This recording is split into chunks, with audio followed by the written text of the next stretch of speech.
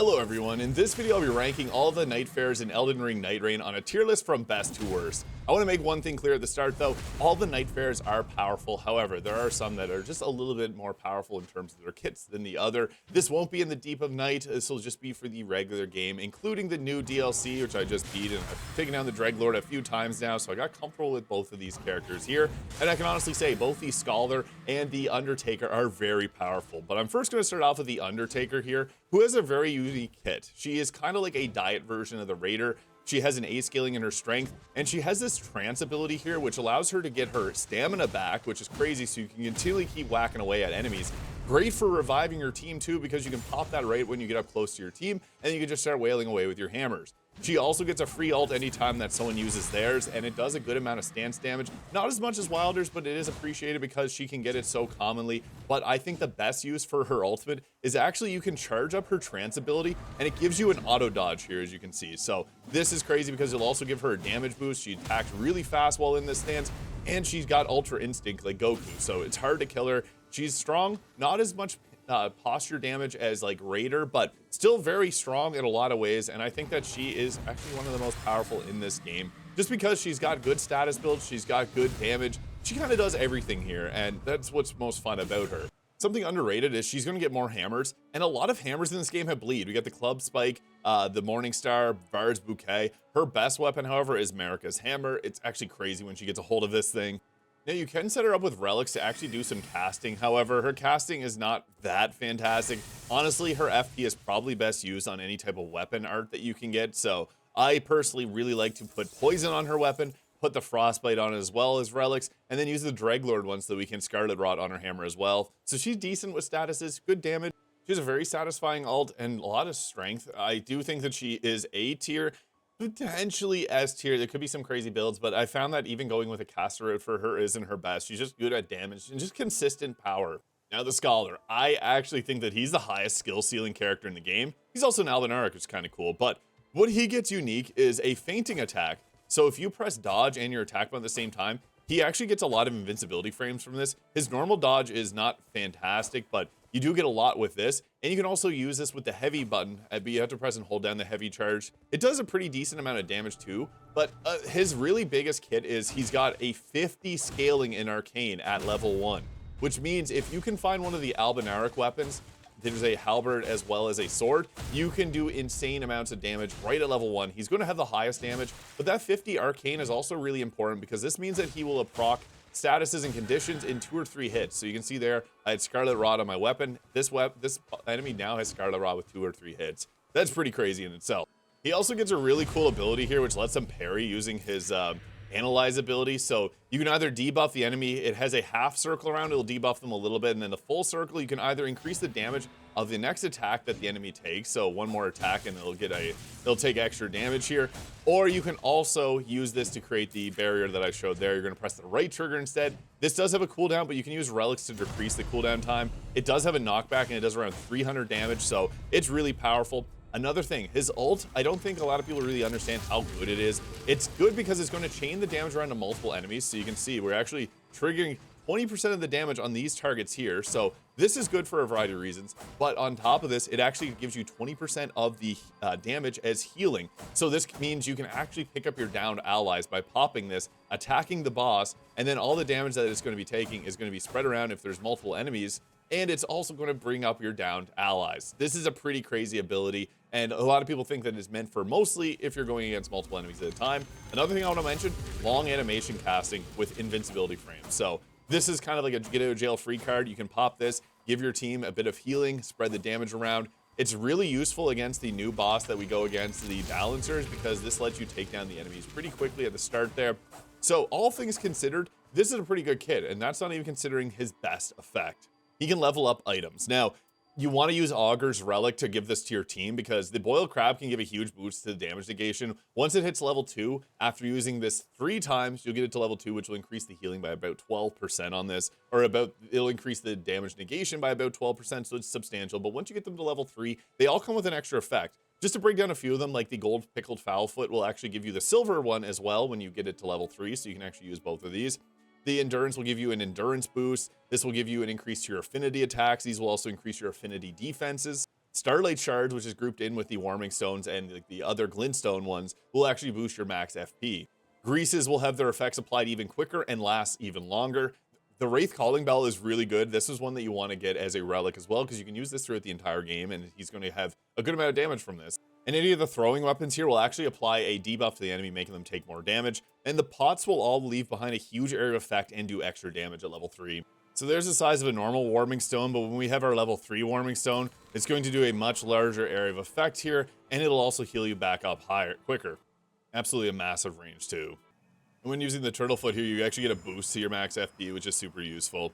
All these items are grouped up together, so you level up all the pots together, and the pots actually have crazy effects. So these are my favorite. Like, you can do the lava pot here, leaving lava on the floor. The sleep pot gets a massive area effect, which lets you take out all of the balancers at once. He's actually crazy with any type of statuses, so yeah, he is the ultimate support. I do see him having probably the highest skill ceiling in the entire game. It's not like Ironeye, who you can just put on and play, or Wylder, and you're gonna have like a really good time. This one requires you to use 100% of the brain at once, but I do think because of that, he's actually gonna be an extremely powerful character. If you're able to play with him well, and honestly, even in Deep of the Night, if you're avoiding getting hit, he's going to be one of the most valuable because you can buff up your damage. You're going to have a great ultimate that can protect your team, and the parry that you get from this is pretty crazy too. So yeah, if you're very skilled, I think that the Scholar is honestly one of the best characters. I see people saying that he is the worst, but I don't think that they're taking into account his full kit and what he can all do. He's a support character, he's a debuffer, and he gets 50 arcane at level 1. So if you were able to find that the Ripple Blade, he's got crazy damage at the start of the game.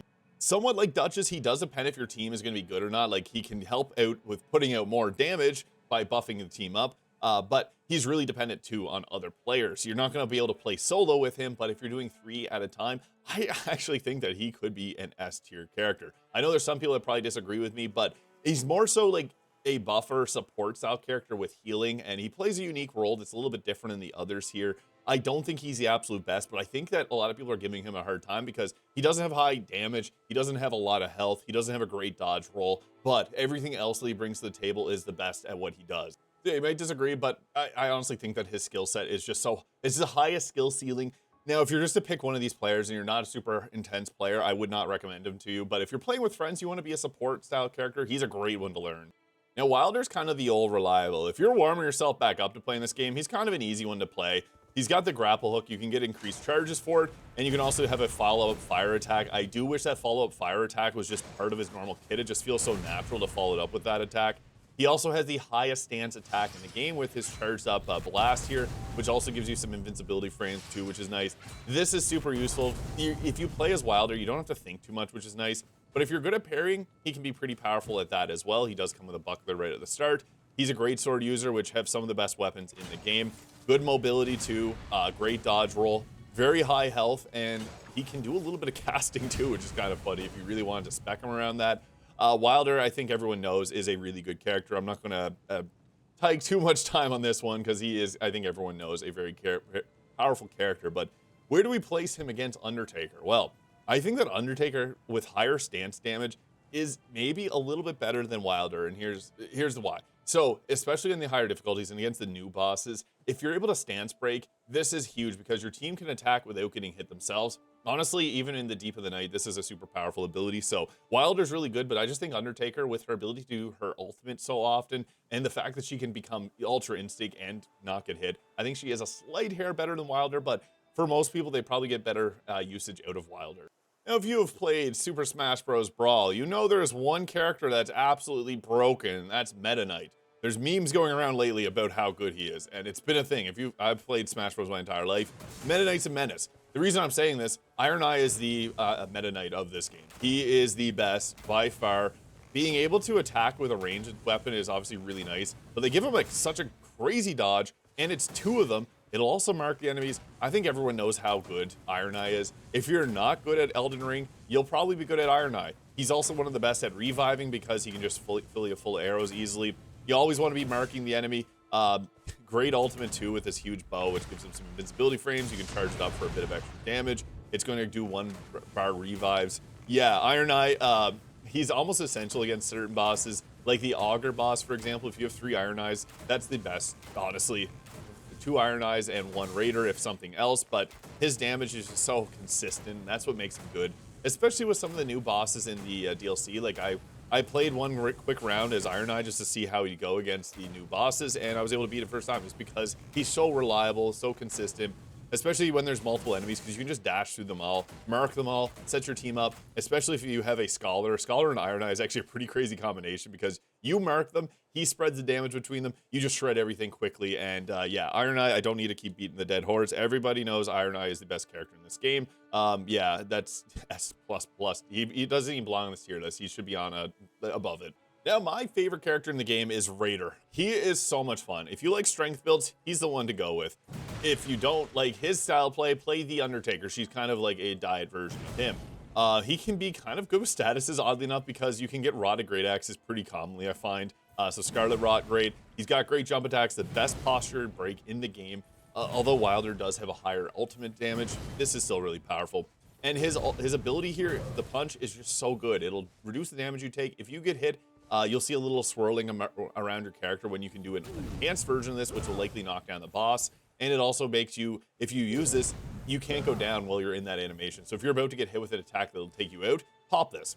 Now, his ultimate does suck. It's the worst ultimate, I would say, in Nightreign. It brings you up on here, which is cool because you can jump down on it, but it's really buggy. That's the really biggest issue because bosses can get trapped in it. You can get a buff to your damage when you're near Totem Stella. I love this. It feels like it's WWE. You're jumping off it. Some of my favorite memories of this game is actually playing as a Raider and jumping off this. You don't really need to jump off it, but it's just cinematic. So yeah, Raiders got a great amount of damage reduction. The thing is, though, he's great outside Deep of the Night. Deep of the Night, his whole kit is about like just taking damage, and you can't really do that well in that game mode because everything one taps you. So he does become like B tier whenever you're in Deep of the Night, but I do think that Raider is a little bit better than Wylder in a lot of situations. His damage is going to be a little bit higher. His utility stance break is going to be a little bit higher. Wylder's still extremely good. I do think the Raider in most game, Wylder's better in Deep of the Night. Raider's better in outside Deep of the Night, I'd say, is probably the way to rank these. Honestly, they're all really good. Now, Duchess is my second favorite to play, but she does have a bit of an issue, is that you're heavily reliant on your teammates. So if you have a Guardian on your team, you typically don't want to play as Duchess because your damage output isn't going to be... Guardian actually has a decent damage output actually with some of his Deep of the Night relics, but if you got two I actually think that the best would be a Duchess with two Undertakers, believe it or not, because her restage ability is just so good. Especially if they're chaining their ultimates together, you can then restage that ability and reapply it to the enemy. She's also pretty good at statuses too because she attacks so quickly, and there's a lot of daggers with statuses. I also just like the good old-fashioned, like going with the frostbite on her, using the Caligos relic gives her that ability to turn invisible. She's really good, but again, she's more dependent on who you're playing with, and that makes it tough. So yeah, I do think that Duchess is a fun character and a very powerful one, but again, it's dependent on who you're playing with, so you can't use her at all times. I'd have to say that she's probably like I think Wylder's definitely better than her. This tier list is tricky because I don't want to keep, I try to keep it balanced. So honestly, they're all probably really like S and A tier. They're all really good characters, but to keep this balanced, I think Duchess is probably like low A tier. Yeah, I guess I'll take her peak here. If you have a really good team around her, she is really good. And the Sunbro Guardian. Now, Guardian is actually really good, and he actually got buffed. I don't want to talk too much about the Deep of the Night, but he got buffed with that. Now, the reason that he got buffed is that he can actually have a higher damage stat than Wylder with a certain relic, and also keep his health even higher. Now, one of the best abilities is the one here that's going to leave the area of effect, wind attack, because this can clear out, you can clear out dungeons really quickly with him. I honestly thought he was the worst, but he's a lot better now. And playing with a lot of really good Guardians, you're going to see a lot of good Guardians, especially on some of the higher difficulty levels and into like the new content. Guardian is really good. So he's got the ability to do guard counters, which are really powerful.